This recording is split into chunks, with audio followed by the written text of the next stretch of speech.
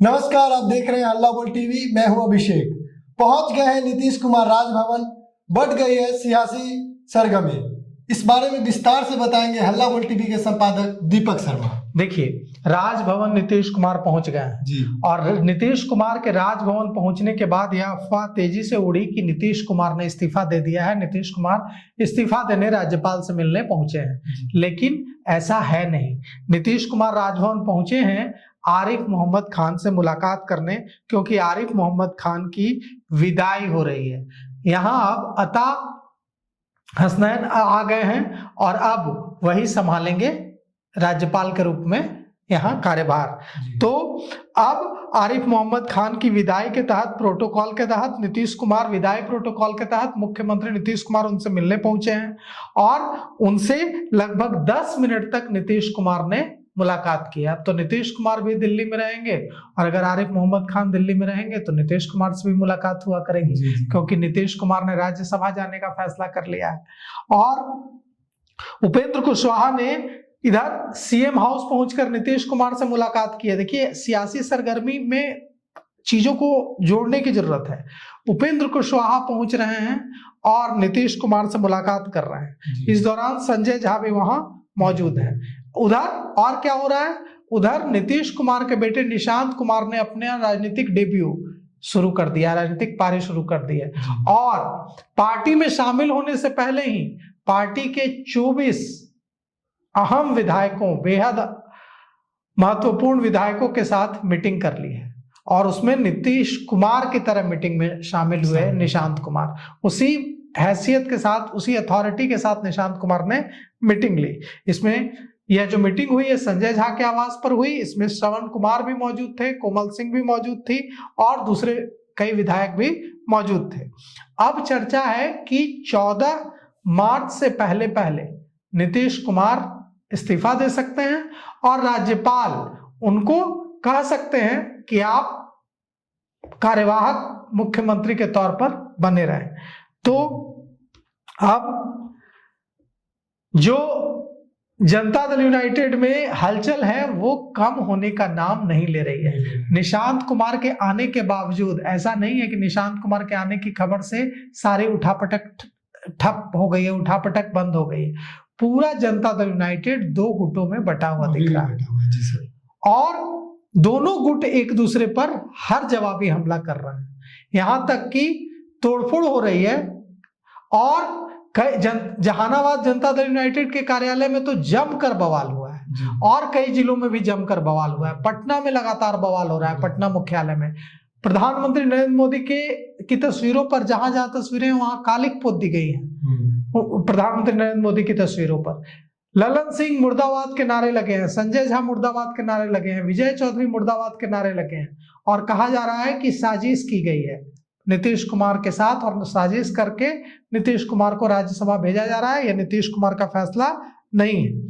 नीतीश कुमार जब कल विधायकों से, विधान पार्षदों से, अपने सांसदों से रूबरू हुए मीटिंग में, कल शाम जो मुख्यमंत्री आवास पर मीटिंग हुई, तो नीतीश कुमार भावुक हो गए और नीतीश कुमार जब भावुक हुए तो सारे विधायक, सांसद भी भावुक होने लगे और कई तो फुट फुट कर रो पड़े। अशोक चौधरी, मंत्री अशोक चौधरी तो फुट फुट कर रोने लगे। विधायक विनय चौधरी तो फुट फुट कर रोने लगे। जनता दल यूनाइटेड के मुख्य प्रवक्ता नीरज कुमार बेहद भावुक नजर आए। उनके लिए भी अपने आंसुओं को रोक पाना बहुत मुश्किल हो रहा था और सब ने मिलकर नीतीश कुमार से कहा कि मत जाइए। जैसे छोटा बच्चा जिद पर अड़ जाता है कि मत जाइए, वैसे सारे विधायक, सांसद, सारे तो नहीं लेकिन कई सारे अड़ गए कि मत जाइए। और नीतीश कुमार ने कहा, जैसे बड़ा बूढ़ा कहता है कि नहीं नहीं आएंगे फिर, वैसे ही कि हम दिल्ली से सब देखते रहेंगे, आप लोग चिंता मत कीजिए, हम है ना, बिहार को नहीं त्याग। हाँ, हम दिल्ली से सब देखते रहेंगे, ऐसा दिलासा दिया और कहा कि अब जाने दीजिए, अब बहुत हुआ। और नीतीश कुमार का जाना बिहार से नीतीश युग का अंत नहीं है, बिहार के एक बड़े महत्वपूर्ण अध्याय का अंत है। और अब निशांत कुमार, कहा जा रहा है कि निशांत कुमार नई जो सरकार होगी उसमें गृह मंत्री की भूमिका में होंगे, जो अभी सम्राट चौधरी के पास। गृह मंत्री आधा मुख्यमंत्री होता है, पुलिस होती है उसके पास। अगर गृह विभाग, पुलिस विभाग मिलता है, होम पोर्टफोलियो मिलता है निशांत कुमार को, तो यह बहुत अहम बात होगी। फिर निशांत कुमार को भी प्रूव करना होगा कि बिहार में जो बढ़ रहा अपराध है वो रोकने में वे कैसे अपना दिखाते हैं, अपना स्किल दिखाते हैं। निशांत कुमार बेहद पढ़े लिखे हैं, इंजीनियर हैं, हालांकि आध्यात्मिक रुचि है और भीड़ भड़ाके लाइमलाइट से दूर रहते हैं, लेकिन अब उन्हें इन सब की आदत डाल देनी होगी। कहा जा रहा है कि निशांत कुमार की ग्रूमिंग की गई है। निशांत कुमार को नीतीश कुमार के 50 से ज्यादा भाषण के ऑडियो वीडियो दिखाए गए हैं, ताकि वे जब जनता के बीच जाएं तो जनता को उनकी बातों में नीतीश कुमार की झलक दिखे और जनता को लगे कि हमारा रक्षक अब भी हमारे साथ है, नीतीश कुमार नहीं तो उनका बेटा निशांत कुमार। और इस तरह से ये बाहुबली मूवी की पटकथा की तरह लग रही है। बाहुबली, अमरिंदर बाहुबली का आगमन अब होगा, तो ये जो पूरी किसी मूवी की स्क्रिप्ट की तरह लग रही है कि पिता जा रहे हैं, बेटे आ रहे हैं और संभालें, और लोग रो रहे हैं और लोगों को उम्मीद है कि अमरिंदर बाहुबली आएंगे और सारे दुख दूर कर देंगे, हमारी रक्षा करेंगे। क्योंकि पता नहीं क्यों जनता दल यूनाइटेड में जो नीतीश कुमार के समर्थक हैं उनको भारतीय जनता पार्टी पर भरोसा नहीं होता है।